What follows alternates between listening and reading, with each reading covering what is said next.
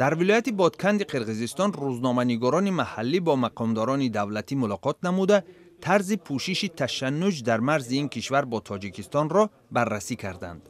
تا حال مرز میان تاجیکستان و قرقیزستان پرره تشخیص و علامتگذاری نشده است و بعضاً در آن نزاع‌ها به وقوع می‌پیوندند. سال روان در این منطقه 2 شهروند تاجیکستان به قتل رسیده، چند تن دیگر مجروح شده‌اند.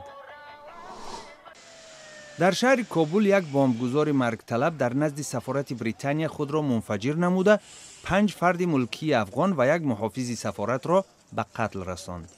در این حادثه یک مقامدار امنیتی بریتانیا و 33 افغان آسایشته جراحت برداشتند.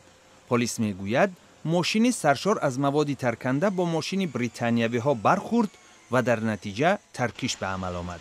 با نزدیک شوی مهلت خروج سربازان بین المللی از افغانستان، حمله های طالبان در شهر کابل بیشتر شده اند.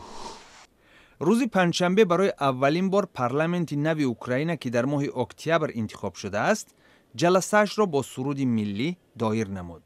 در پارلمانت نو 5 حزب رو به غرب اوکراین اکثریت را در اختیار دارند. در آوازدهی سروزیر ارسنی یاتسنیوک در مقامش تصدیق شد.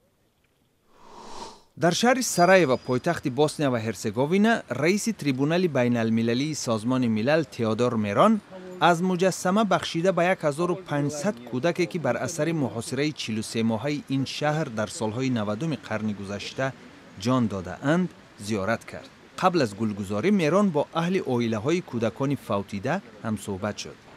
تریبونال جنایت های حربی سازمان ملل حکم رهبران سرب های بوسنیا رادوان کراجیچ و گنرال راتکو ملادیچ را که با داشتن نقش در کشتارهای دسته جمعی متهم می شوند تا هنوز اعلان نکرده است.